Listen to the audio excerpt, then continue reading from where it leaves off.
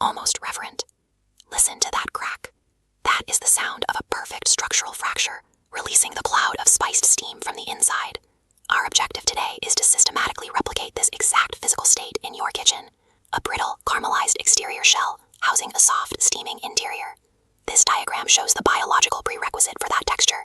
You need a 3-to-1 volumetric ratio of parboiled rice to urad dal, plus a teaspoon of methi seeds. Over 8 to 12 hours, fermentation transforms this mixture, aerating it into a porous, honeycomb structure.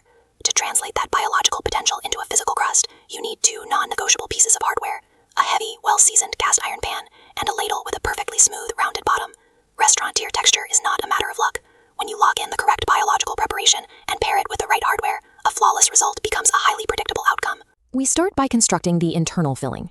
Heat a shallow layer of oil and temper your mustard seeds, fresh curry leaves, and green chilies to establish the flavor baseline. Add chopped onions and monitor them. The moment their visual state shifts to translucent, introduce your turmeric, salt, and boiled mashed potatoes. This is the primary point of failure for many cooks. If the starches remain a dry, crumbly mass, they will create friction and physically tear the thin crepe during the final fold. The countermeasure is simple. Introduce a precise splash of water into the pan. This binds the starches and hydrates the mixture into a cohesive, spreadable paste. By controlling the moisture level of your masala, you engineer a filling that will glide smoothly across the surface, completely protecting the delicate structural integrity of the batter shell. Moving to the cast iron pan, your immediate goal is to establish the precise thermal window that allows the batter to spread fully before it starts cooking.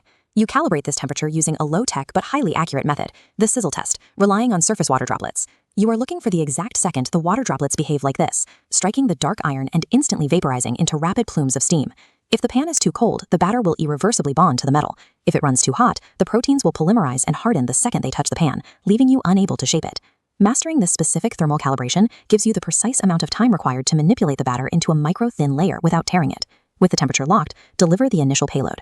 Pour exactly 1 full ladle of batter directly into the dead center of the calibrated pan. Immediately apply firm, downward pressure using the rounded back of the ladle, maintaining a continuous connection with the batter. Starting from the center dot, you carve an unbroken, expanding spiral outward toward the edge of the pan. The red zones illustrate the catastrophic error. If you hesitate or lift the tool mid-motion, you instantly fracture the batter layer. Committing to a firm, unbroken geometric sweep is the only mechanical way to compress the batter into the micro-thin, uniform layer required for an even crunch. To initiate the crisping phase, take a small amount of ghee or oil and carefully drizzle it strictly around the outer perimeter of the spread batter.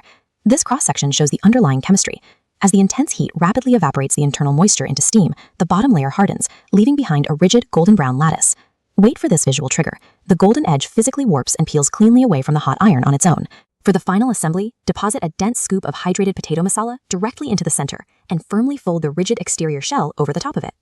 Executing this fold at the exact moment of crispness permanently locks the steaming moisture around the potatoes, completely isolated from the brittle, caramelized exterior. Slide the golden cylinder off the heat and plate it immediately, alongside fresh coconut chutney and a bowl of hot sambar. The proof of your methodology is immediate. The sharp, audible fracture of the crust on your first bite verifies that you executed every step correctly.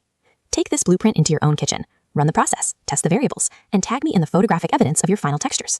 Let me know down in the comments where we should direct our focus for the next video. Do you want a deeper breakdown on the biological complexity of fermentation or the kinetic physics of the spreading technique?